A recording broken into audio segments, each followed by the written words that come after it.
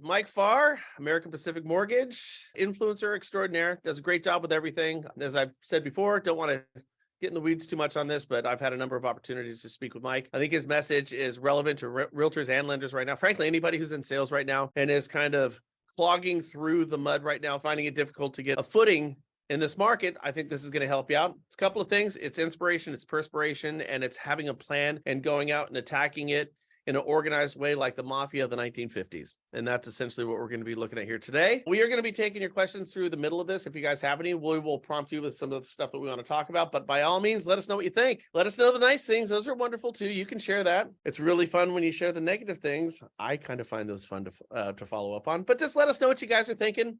We're just trying to bring value to you guys out there so you could set your course to navigate these turbulent waters of 2023 and God hope not 2024. That said, Mike, let's jump right into this. Leadership. It's a contact sport, isn't it? What does that mean? Well, let's start with this. Let's go back 20 years. So in the early 2000s, there was a company called Blockbuster. It was a thriving entertainment company. If you're not a millennial, maybe you were around that time, this was the go-to place for looking to rent movies for a family night. However, Blockbuster, most of us that maybe are millennials probably haven't heard of that company because it made a fateful decision that really led to its downfall. So, there was a CEO named Reed Hastings of a small little fledgling company in the early 2000s, around 2002, called Netflix. Those folks flew out to Texas to meet with Blockbuster in hopes that Blockbuster might write them a check for $50 million to buy their little Netflix company. It was relatively unknown at the time. At that time, they were really just mailing DVDs to people's homes. And the CEO of Blockbuster at the time, John Antioco, he declined the offer, believing that his brick and mortar stores were the future of the entertainment industry. At that time, by the way, Blockbuster was worth $5 billion. They had over 84,000 employees. Most of those employees in the United States, but about 20% of them were actually overseas. So this was a huge company.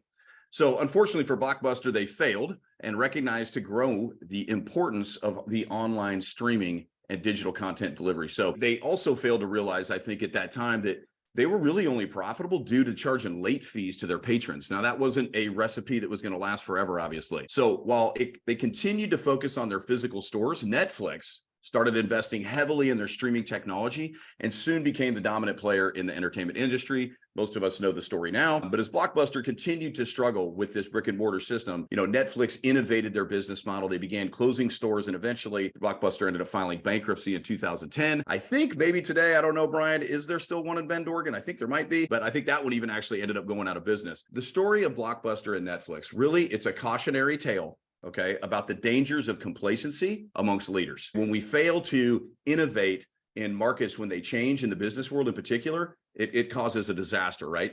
And so Blockbuster's completely gone. All 84,000 employees are gone, no jobs. And the CEO had massively failed the company and failed its employees. So as leaders, I think it's important that we embrace and change to new adapting markets. And for us in mortgage, we're sitting right in the middle of one right now. So it's a great opportunity for leadership. And I believe it's at a premium right now. I don't want to see us have the same fate that Blockbuster had. I'm sure you don't for your branch, your company. And we need to continue to evolve and be aware of these kind of things to win in an evolving marketplace and changing in a market. So the job of the leader is not just to innovate and inspire people, but it's also to look out for the dangers and obstacles that are ahead. That's our job. While our people have their head down doing their job, it's our job as leaders to be able to look out and move the obstacles out of the way and really set people up for success. Okay, so the reason I tell that story about failed leadership in a different industry is because what I see happening today in this market that we're in right now, I think that poor and ineffective leadership is the primary contributor to why mortgage companies, branches, and ultimately loan officers fail. That's kind of the premise for where we start today. And that's why I believe leadership is a contact sport, because there's something you can do about that. When I look at the mortgage industry, there's really three types of branch managers out there. Okay, so there's managers that are willing and able to jump in and help their loan officers navigate a market like this. And there are managers that are willing, but maybe they're not able. They don't know how. And then there's managers that are able. They know everything to do, but maybe they're not willing. So this message is really for that willing manager that just needs a little bit of guidance on how to be the leader that their loan officers need them to be. And they see the value. The other key thing is they see the value in being that type of leader as well. So you got to believe that in your core, in my opinion. So the last 12 months have been extremely revealing in mortgage. It is, it's like the tide goes out and everybody can see who has a bathing suit on and who doesn't, who prepared for the market, who didn't, what type of leaders are going to win. And so to me, in this kind of market, it is critical that while our loan officers have their heads down and they're trying to prospect and win, we as leaders need to be keeping our eyes ahead in what's coming up so that we can prepare them for success. First thing, why is leadership important? Okay, so as we all know, we're experiencing all these challenging times. All these companies are struggling to stay afloat. People are laying people off left and right. Mergers are happening. A lot of people just want to get out of the business altogether. So to me, the role of the branch leader is not just to motivate and inspire this team, but also to help them navigate these times, right? So I've heard managers, when I've gone out and talked to managers and recruiting and things like that as we grow our business. And one of the things I hear managers say a lot, and a lot of you guys have said this, and a lot of you have heard this, I'm a hands-off manager. I don't want to micromanage. I want my loan officers to have their autonomy. All I'm hearing when I hear that is, I don't really care whether my loan officers succeed or not. And I think that your loan officers are probably hearing the same thing. If you're unwilling to get your hands in the clay a little bit and work with those loan officers, I can assure you they're paying attention to that. So to me, that's not the leader that most top producers want. If you have big producers around, they want accountability. They want a manager to be in that foxhole with them. They want to strategize with you. They want to be challenged. They want the tools. They want the camaraderie. They want that environment where ideas can be shared and competition ultimately fuels that productivity. We've talked about this a million times. I say it all the time. I've heard Brian, you say it too, that markets don't determine our success, right? They determine our strategy. So in this market, what are the biggest problems our loan officers are having? They need loans, right? They need leads. They need relationships. Leaders should be working with their loan officers to develop these new prospecting strategies. So just keep in mind, without this winning environment, without being a leader who cares enough to get involved with their team, that loan officer and your branch are likely to fail. So what I've seen in the last, 18 to 24 months. They're failing right now. We're seeing it happen. We're seeing it all over the place. Every day we get up, we're finding branches and companies that are getting scuttled every day. Oh.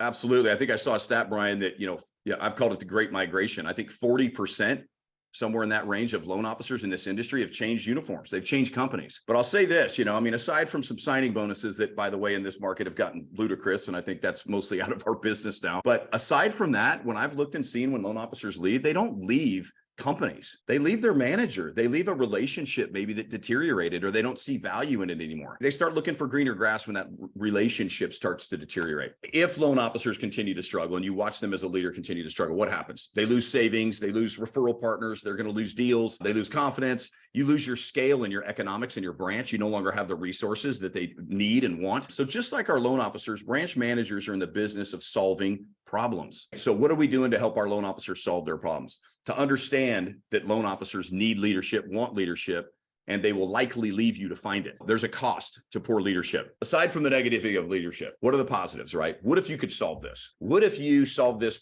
problem in your market? You were the first one to do it. What if you're the leader that loan officers they can't see themselves doing their business without you? You're that critical to their success. What if you became the thought leader of mortgage in your market, where your office was the center for education, inspiration, motivation, and everybody saw you as those people? That leader would be crushing it. That leader would also be bringing on new talent, bringing on and bringing new top producers into your environment, learning new skills from these other people. That would grow your business immensely. So this is the life that I wish every branch manager could have, who's as obsessed as I am with creating just a world-class environment for top-notch salespeople to thrive in. This is where they get their energy from, right? Let's get to it, right? So what does leadership look like in 2023 for you willing managers that maybe want a little guidance on how to do it? We developed a couple ideas here with our team that we've been training our managers on. We believe that, leadership is a contact sport. You got to get your hands dirty. You got to get with your LOs and meet them. I'll steal from Todd Duncan years and years ago. You probably heard him say this. In order to be a lender for life, you have to talk to your borrowers in their life. Right. So we do have to pick the phone up and call these people and talk to them during their lifetime. It's the same thing as a branch manager with your loan officers. You got to meet with them. You got to talk to them and discover what are their challenges? What are their hopes? What are their dreams? What are they struggling with right now? So you've got to understand those things about people. So I've got a framework that I want to share with you guys a little bit today, and I need your help. So get your typing fingers ready in the chat. And Brian, if you could help me out a little bit, I want to kind of describe this framework to you guys, which we refer to as BLAST leadership, BLAST. So I'll go through the acronyms a little bit, but basically this is a framework where you can kind of design a value proposition to your loan officers so that you can show up in a powerful way from them. And just like, the last webinar we had, this is not a gimmick. This is not, this is just real bona fide value. And it's customized for each branch manager based on the feedback and what the needs are of your loan officers in your office. So I'm gonna go ahead and pull my whiteboard over here. I think the difference what Mike is really talking about here is Mike's talking about going to his team, going and actually understanding what loan officers have to say and saying, how can I help you accomplish your goals? themselves. And when some of this stuff starts to come off the rails with companies that are starting to kind of circle the drain, or just they become misguided, whatever their efforts are, because they're not reacting to the changes in the market, I think what a lot of leaders do is they say, let me tell you what you need to do. So they become barking orders at their loan officers versus going to the loan officers and saying, hey, let's crowdsource these ideas and figure out how we can do this whole thing together.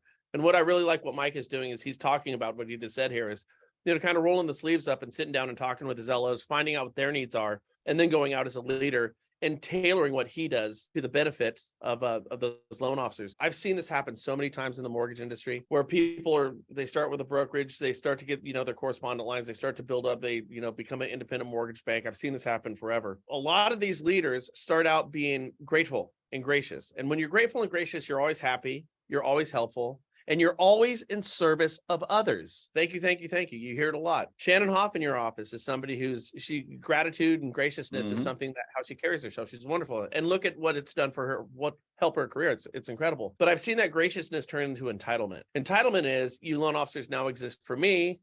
You become a point of contention.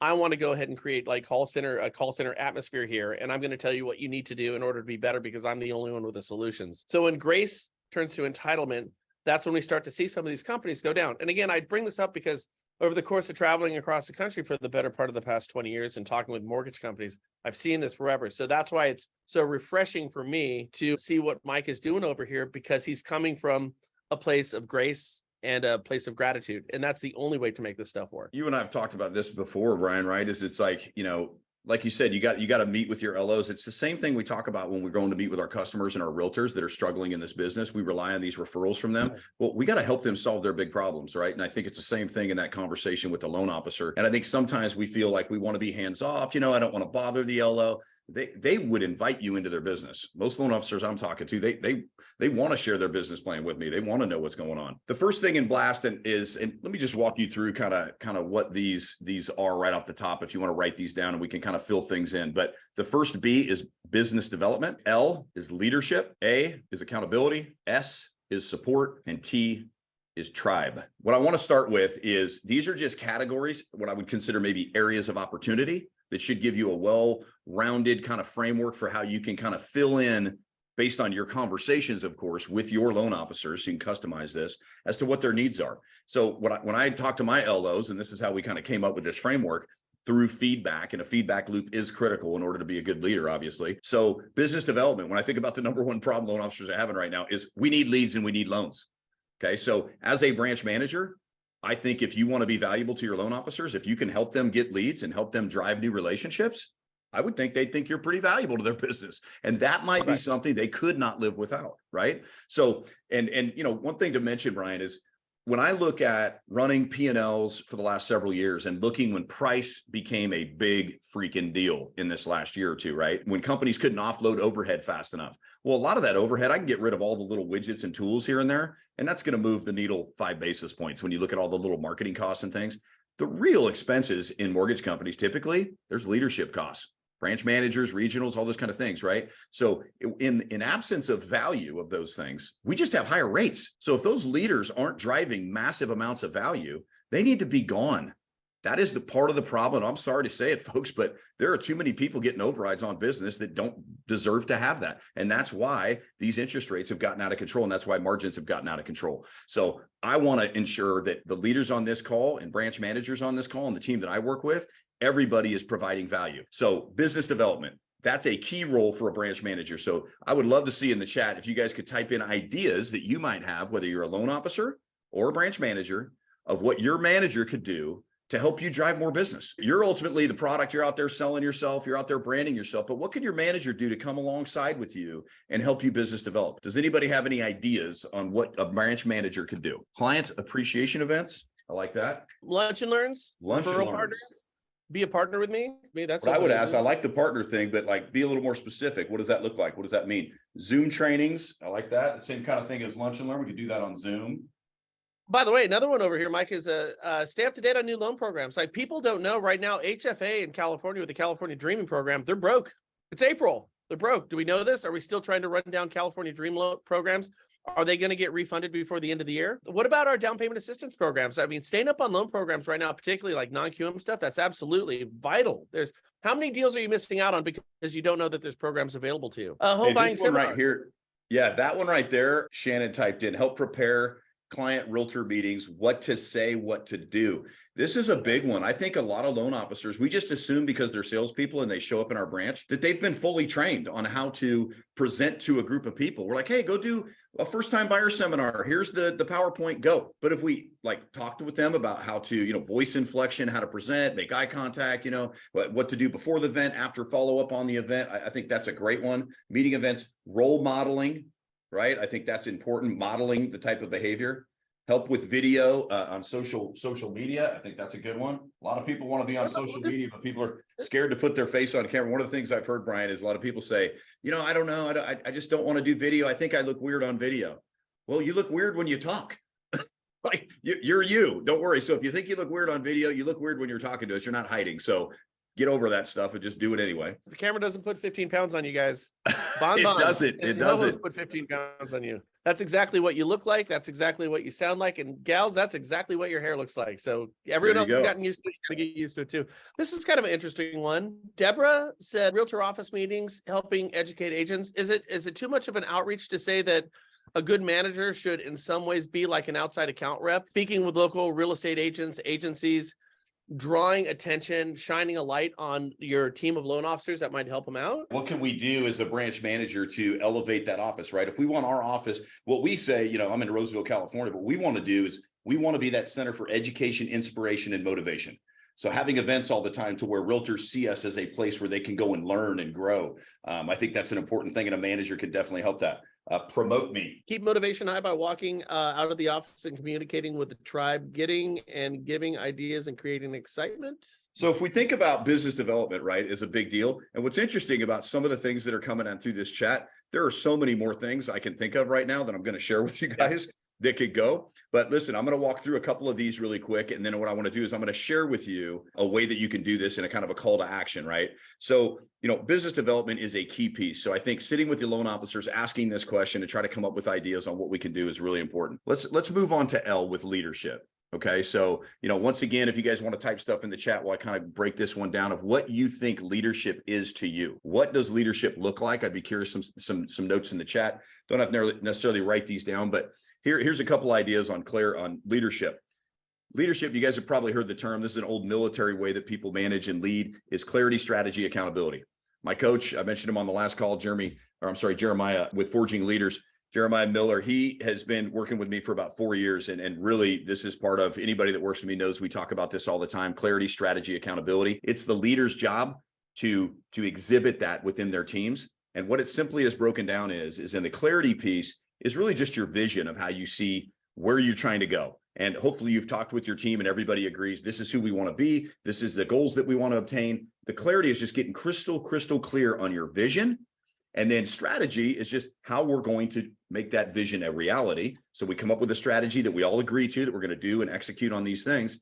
And most companies do actually a pretty decent job of articulating a vision and putting together a pretty darn good strategy. And we have PowerPoints on this, we have meetings on it, but then typically that's where it stops. The key piece that makes all that stuff work is accountability, right? So clarity, strategy, accountability. And accountability, once again, in action and how it's actually exhibited is, did you do it? How did it go? That's all accountability really is. Okay. So clarity, strategy, accountability, that's what the leader's job to do is. We've got a vision, we have a strategy, we're going to hold accountability. And through that, we get a feedback loop, and then we can kind of measure ourselves on where we're moving. The other thing I'll say about leadership that's extremely important, I always say, hey, if you think you're a leader and you look over your shoulder and nobody's behind you, you're probably not leading anybody.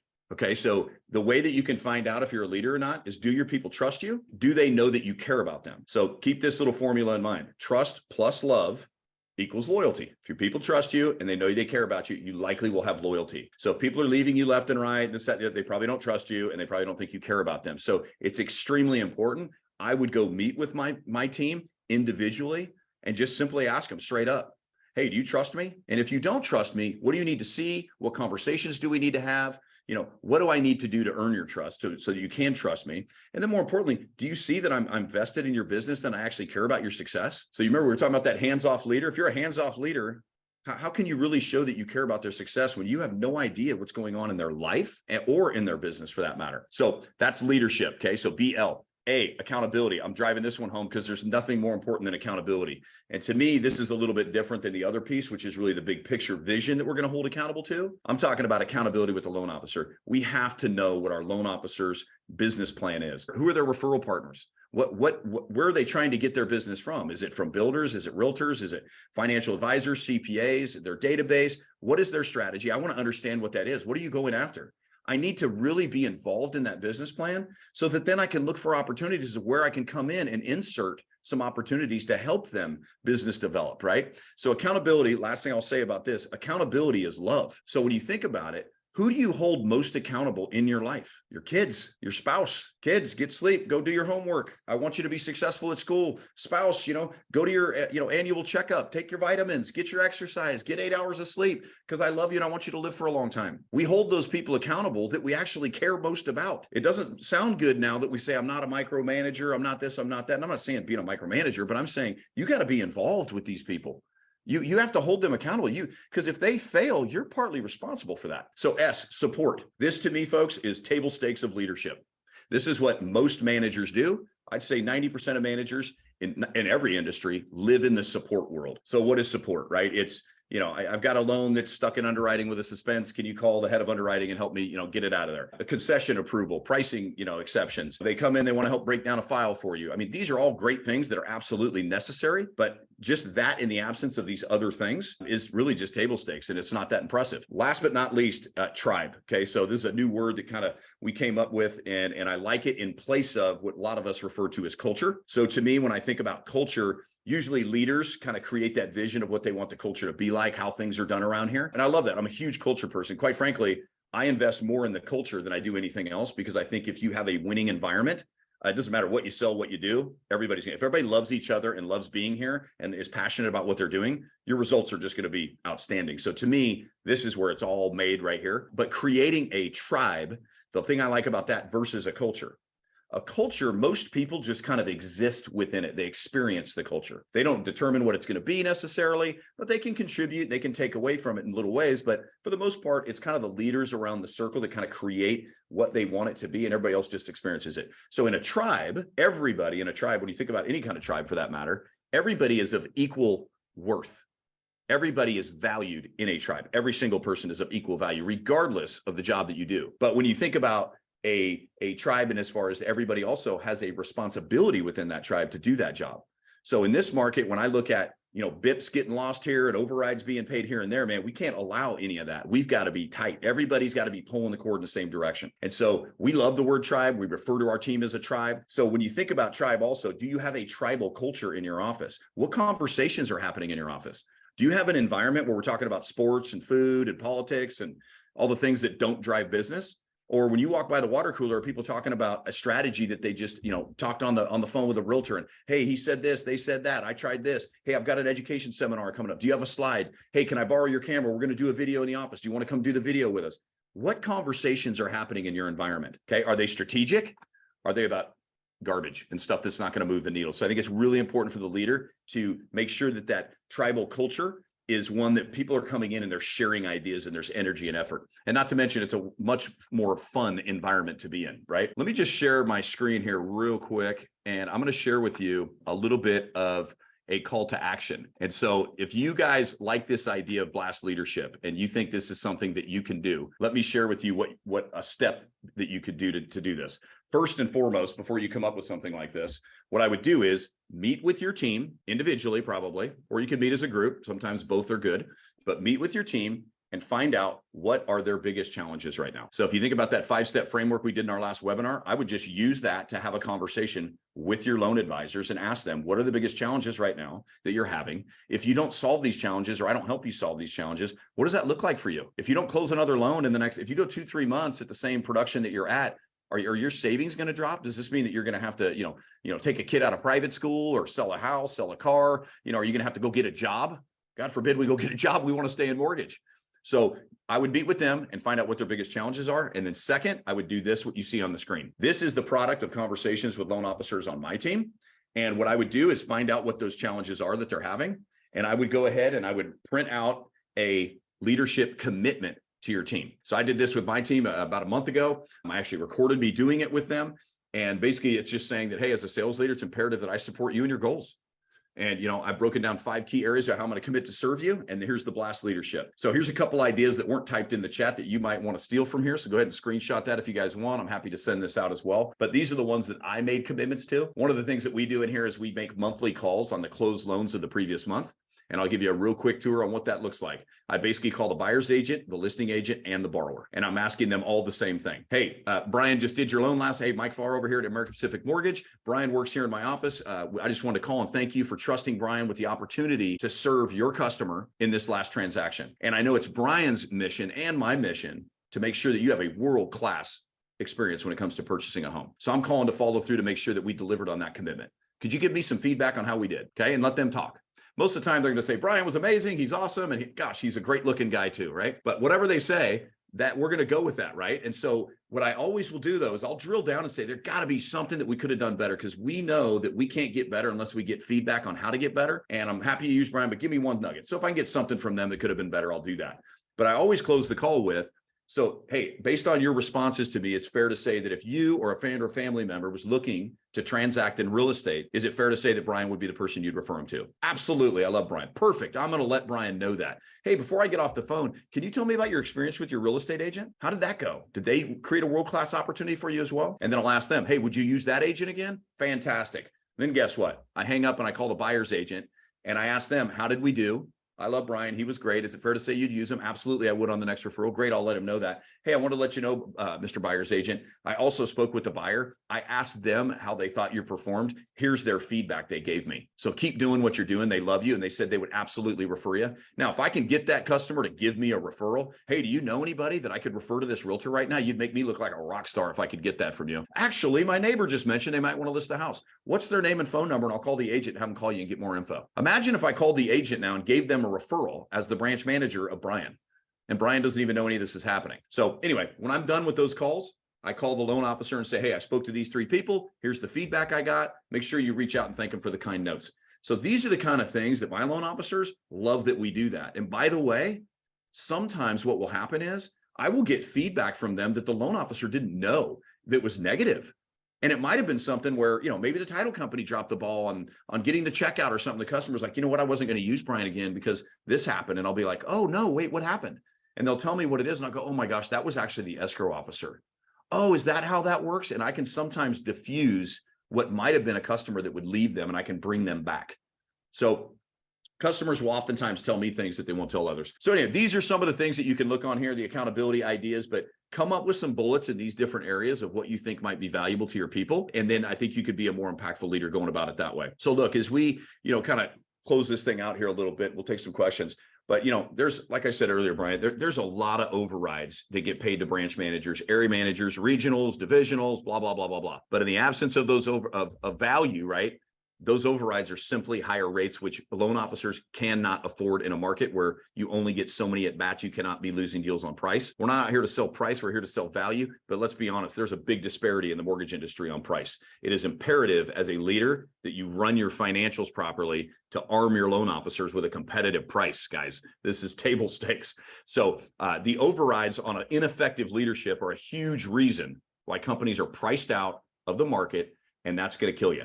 So we got to understand that revenue comes into these mortgage companies on the backs of hardworking loan officers that have built trust with referral partners to send them their customers. So we have to honor that and be good stewards of those basis points that they invest in our company to ensure that they're being invested into things that create more business, that improve the customer service experience, that raise the brand of the loan officer. We saw that typed in the chat, that maximize the efficiency of the resources we have. That's our job. Leadership in times like these is obviously critical to survival. If you're unable or unwilling to get your hands dirty and get involved with your sales team, you could fail. Your branch could fail, but worse yet, the people you lead, your loan officers, employees like at Blockbuster, they could fail. Get out of your comfort zone, engage with your loan officers, be curious about what their goals are, what success looks like to them. You need to know what that looks like so you can better understand how to serve them. Being a leader is not just a job, folks. It's a responsibility. We expect loan officers to grind. We expect them to plan. We expect them to execute. We as leaders need to honor that effort by being the most valuable leader we can be to support them. No one rides for free in this market. If you don't add value, your days are numbered.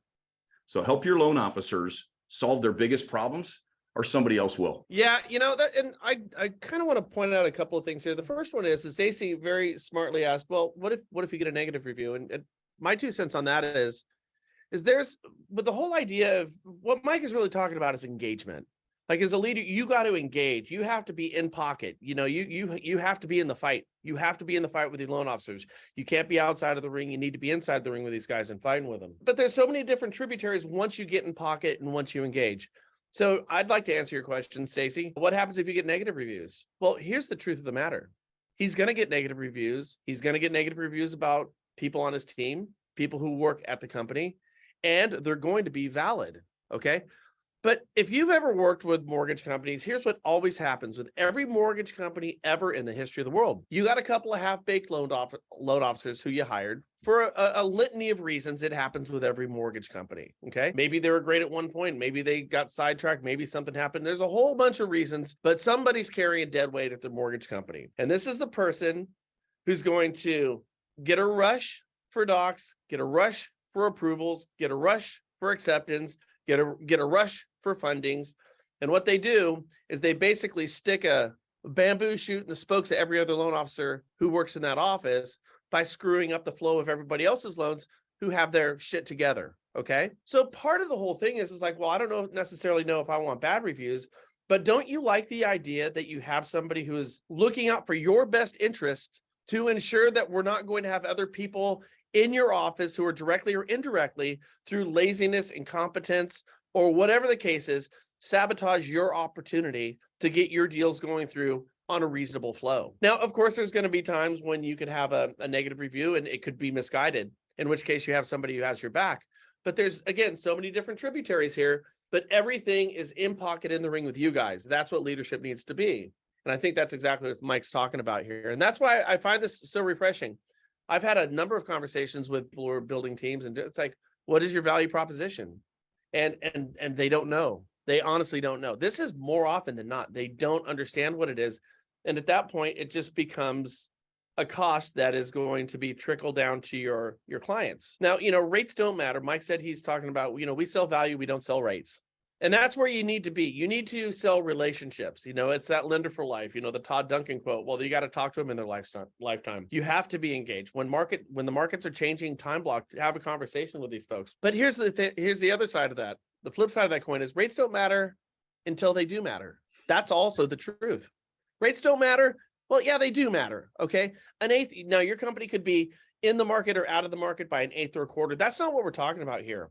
We're seeing companies right now who are circling the drain, don't know what to do, and you'll find rate sheet disparities. I'm telling you right now, I look at this stuff all day long. We'll see rate sheet disparities with 3/4 to a full percentage point in rate difference selling the same meat and potato Fannie, Freddie, Jenny products. So there's a huge disparity with a lot of companies out there, and you have to find yourself selling a competitive rate. The other component of it is, if you're out of market, one of two things is happening, isn't it? Either you're in a 400 basis point bucket, a 600 basis point bucket, and we're gouging these people to death, or your company is holding on to that money and they're gouging your clients to death. So you have to have a company that is aware of rates, but what we're really talking about is a value proposition. So I hope that makes sense. One other thing I want to comment on Brian, when you were there, the comment about, these bad reviews. It's funny because, my business partner and I back in the day, he didn't want to take these calls on complaints. I love the complaint call. Yeah. Luckily, I don't see very many of them, but to me, it's a huge opportunity to kind of dispel the myth oftentimes. But what I have found is the most effective thing in these situations, Jocko Willink wrote that book, Extreme Ownership. I jump on the phone and they, they're coming at you 100 miles an hour about what went wrong or whatever. And the first thing I do is I say, I am first and foremost going to apologize. We are in the business of creating world-class experiences, and we have failed, period, end of story. There is no excuse. Your response to our service is not the response we're looking for. And not only does the loan officer, but I need to own that. I have not made it important enough to my team to deliver on that promise, and I will get to work and I will do better. So what I have found is when people are all angry and you just take full responsibility for it, which is a little refreshing in this day and age when everybody blames everybody, Listen. right? Yeah. So listen, everybody, take full responsibility, and they will quickly stop complaining. I mean, what are they going to do when you own it, right? So I'll usually own it, and oftentimes I'll offer to say, hey, you know what? I got your address here. I'm going to go ahead and mail you guys a gift certificate over to Ruth Chris or some steakhouse or something. And my apology that this happened. You know, if there's an action item I can do to kind of fix whatever's happening, if the deal's not closed yet, of course, I'll do those things. But I think owning it right out the gate is important. And then I oftentimes will say, hey, listen, we always want to win. And sometimes we're going to miss. And sometimes there are things beyond our control. Sometimes there are things in our control. But I think what matters most is how we respond when something goes sideways. And in this day and age, when something goes sideways, most people don't fix it. So I think it's important that you get a chance to fix it. And I can tell you this, when you face that problem and you don't cower from it and hide and run away or don't respond to your bad review on Yelp or wherever you're keeping your reviews, it will get worse and it will compound, and they will tell people. Call them and solve that problem. And I have found that sometimes the toughest loan that I've done for people end up being my most loyal customer down the road when you handle the complaint right. So to me, a tremendous opportunity. Yeah. Complaint is a huge opportunity. No, I agree with that. In all the sales books that I'm reading with my book club right now, it's what is universal is people want to be heard and understood. If somebody's complaining to you and they believe that you're actually hearing what their complaint is and you're understanding the complaint, you're halfway home to your solution right there. So it makes perfect sense. You know, and if you don't have management who's doing these type of things, these post-closing conversations where we're putting together, you know, questionnaires is the perfect segue into a call to action to find business out of there. Because again, people want to be heard and understood. When you're going out there saying, I want to know what your experience is. I want the good, the bad, and the ugly. I want the whole thing. And then you take that in earnest and you truly listen. And then you respond in kind that really reflects that you're listening. That's the only time somebody's going to be receptive to whatever your message is. Oh, he's listening to me. She's listening to me. We're engaged right now. So now I will be receptive to hear what message you have. If we just go out there and say, hey, nice working with you. Oh, you got anybody who wants to buy a house? That's not that's going to get a no every single time, because all you're doing is telling them what's in it for you. Before you do that, find out what's in it for them. I do have a question for you though, Mike. I've been around your team. I've seen your team. I understand the DNA. It's great. They've been through boot camp, these guys. You got a top flight team of LOs over there. What's some of the feedback that you've heard from them when you engage your loan officers and you say, oh, well, that's interesting. That's great. That is something that I'm going to incorporate into what we're doing for the collective, the crowdsourcing of better ideas for 2023 and up. What are some of the things you've heard so far? Well, I mean, what we try to do is, just creating that culture where you come up with an idea, right? And, one quick story I'll tell you that kind of alludes to this. I did this thing one time where it was a big team building thing. We were actually going on a mission trip to Haiti, and we sat in this room full of about 80 people. There were like 10, 12 tables or so with 6, 8 people at each table. There was a list of items that if you were stranded on a desert island, I think there were like 15 items. Rank these items in area of importance based on like the National Eagle Scout, whatever, for survival. So individually, we all had these papers, and we went through, and it was like a mirror, right? A plastic bag, a piece of luggage, a straw, all these different things that might have been found in a shipwreck or a plane crash or something, right? So we all did those individually. Then we flipped those over and put them down. And then we did it as a group, and we all discussed it. That's what we create in a tribe, is you come up with an idea. I have my own set of experiences, and, I've watched documentaries, or I've been, hiking on certain things, or I went to camp when I was a kid. Brian, you went to some different things. You have different experiences, but together, you and I are smarter than us individually. We have different experiences, different perceptions. So when we did that exercise at the end, what was interesting is 100% of the room, the group form that we filled out, had a much higher score than anybody's individual score. So that was a really cool way of kind of showing that, not one of us is as smart as all of us kind of thing. And that's what we do. So there's the point, Brian, is like, when we come in, if you can create an environment where a loan officer comes back from Power Hour, for example, and says, hey, I tried to invite all these people to this thing, and I was just getting the cold shoulder. I couldn't get a realtor to say yes. Then other people can come on and go, okay, what did you say? Well, I said it this way. Hey, try this, try that. That's what we have to create, is that collaboration. No sales team is going to grow if we can't tap into, and that's what I think the number one goal of a leader oftentimes with a sales group is. You don't have to be the smartest one in the room, but you do have to ask the questions to pull the brilliance out of the team so that everybody can benefit it. That's that groupthink idea where everybody contributes to the idea. Now we can kind of peruse the buffet of all these wonderful ideas and strategies and try them on for ourselves. It really is. There's a lot of thought that's being put into this idea right now. It's crowdsourcing ideas. And what's great about it is, everybody, like you said, everybody brings their own moccasins to the table with their own experiences. And when you can crowdsource 15 different ideas coming from different angles, that's where you find great solutions. But evidently on your list of 15 things stuck on an island, a bottle of Jameson Irish whiskey was not on that list, because that would have been number one for me. Joe Christensen says something. I like great quotes by great people. He says, the day soldiers, people in this case, stop bringing you their problems is the day you've stopped leading them. They've either lost confidence that you can help or conclude that you do not care. Either case is a failure of leadership. And this is according to Colin Powell. Man. It's big. It's Colin Powell. It's a military. And this is certainly not the military, but this is your life. This is your career. And yes, this is extremely important that you know that whoever's backing you, particularly in the hard times. I always say this, no one learns anything in a good market. Nothing. You learn everything in bad markets. Yep. Okay. And when you're grinding and you're grinding, it's great to know that you've got a team behind you that has your back, that you can fall back on, that you can share with, by the way, that you can also help elevate the other people in your group. This is how you create a positive environment in difficult times. From my own personal experience, I don't need to get into the details, but 2008 was my crossroads in my business where everything fell apart, as was the case for a lot of us. In 2009, I had my best year of production I ever had in my entire career. That was a year where nobody did any business, nothing whatsoever. I turned First Priority Financial into a call center of real estate agents. I'm not kidding you. I had real estate agents sending me resumes, asking, begging to work with me, because in a market where nobody was doing anything, I was killing it. I mean, I was closing 15, 20 deals a month in a dead market. But it's because what I did is in 2007, I was really quick to screw things up. By 2008, I was mobilized. I was having a kid and I was engaged. So don't let this market, your team, your reality, your situation, don't let it define your business right now. Don't let it define your career. Don't say, well, I don't have control over what the outcome is going to be here. You could turn this into the best year you've ever had.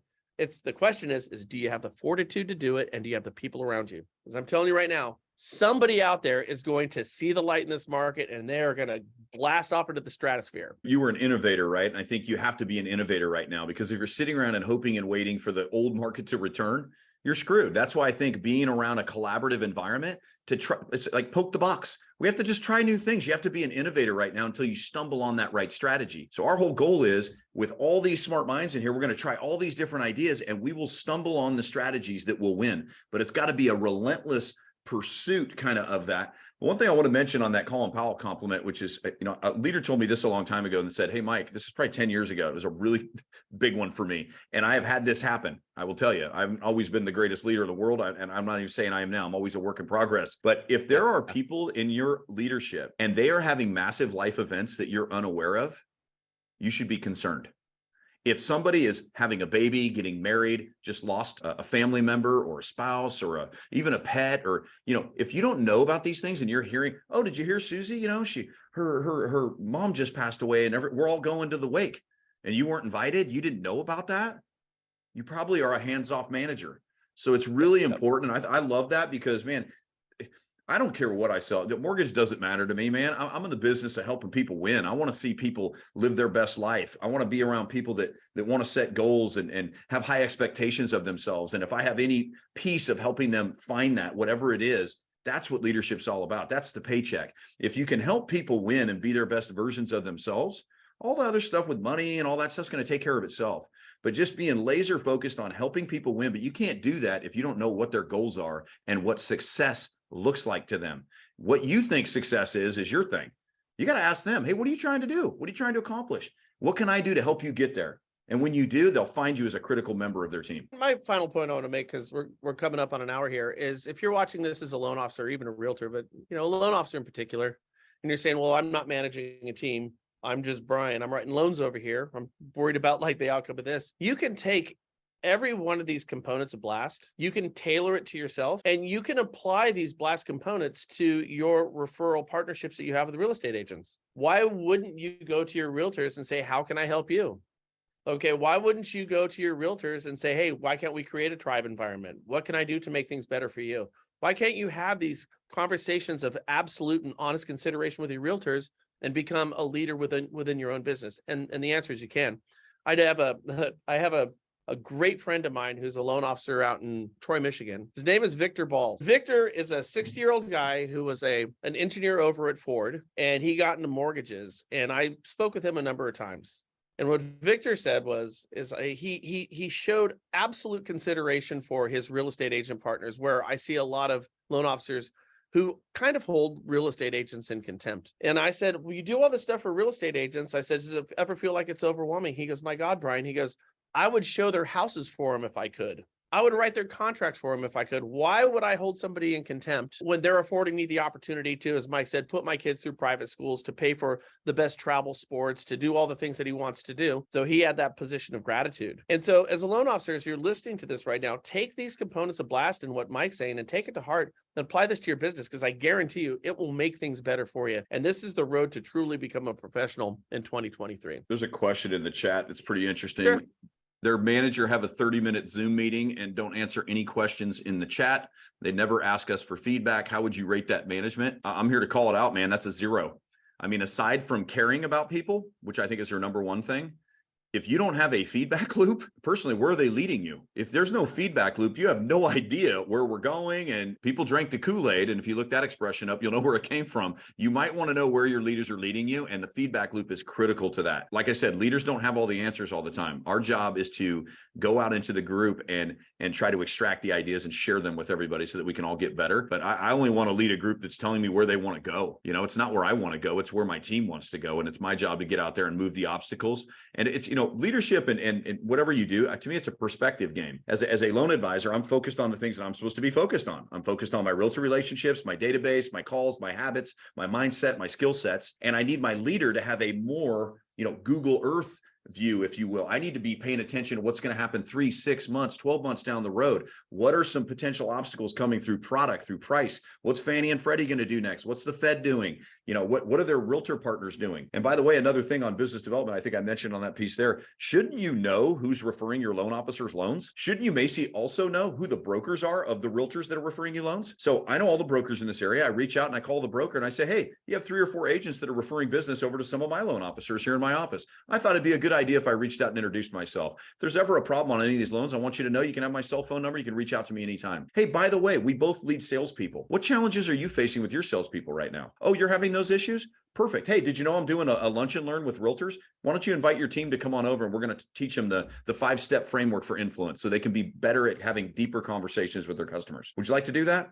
So we do that. We're starting to do that once a month. I'll do one of these once a month to have people come over and do that. Yeah. If people aren't allowing feedback, one other thing I'll say, Brian, is I'm not saying if you're a loan officer and you don't feel like your manager behaves this way, don't pick up your toys and leave. Leaving a company is extremely disruptive. So if you can salvage what you have there, invest in that. If you care about the manager and maybe they're just falling off, maybe they're beat up too. This market's been tough on managers. They've had to make some really difficult decisions. So there's 2 things I would say that you could do as a loan officer. Number 1, go to your manager and invite them into your life. Invite them into your business. Ask them, hey, can you meet with me? There are things I think you could do to really help me. Your manager probably would really love that conversation, by the way. The other thing that you could do with your manager is reach out to them. If you know your branch is flailing right now, which I would argue probably 50, 60% of the branches still are underwater, losing money, go meet with them and say, hey, listen, don't be afraid to do what you need to do to get this branch profitable. Because oftentimes I can tell you branch managers are afraid to tell their people, hey, look, I need to cut this little leads purchase thing we're doing because it's not converting and it's costing us money and it's not really having the benefit. They're afraid their loan officer is going to leave if they do what needs to be done to manage their branch effectively. So give your branch manager permission to run their business.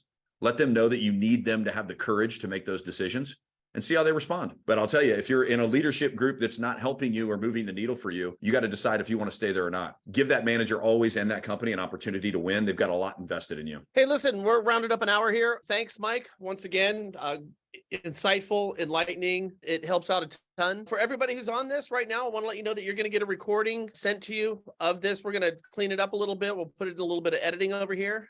But we're going to get it out to you. And like we did last week, we're going to back call everybody who was on this to get your feedback. We're going to actually employ these same skills with you to see if we're providing you the information that you guys want. And we are nimble on, we can pivot over here too. So if we get great information from you that you'd like us to run down for our next webinar, we are certainly going to keep that in mind. So with that said, Mike, thank you so much again for giving us your time and sharing all your wisdom with us. It's a blessing. And I Appreciate look you, forward Brian. to, let's circle around 2 weeks, do it again. You got it, man. I'm in. All righty, guys. And for everybody who joined today, thanks for giving us your time. I know it's important and valuable to you. We appreciate that. And we look forward to a long relationship that hopefully is beneficial to everybody. Thanks, guys.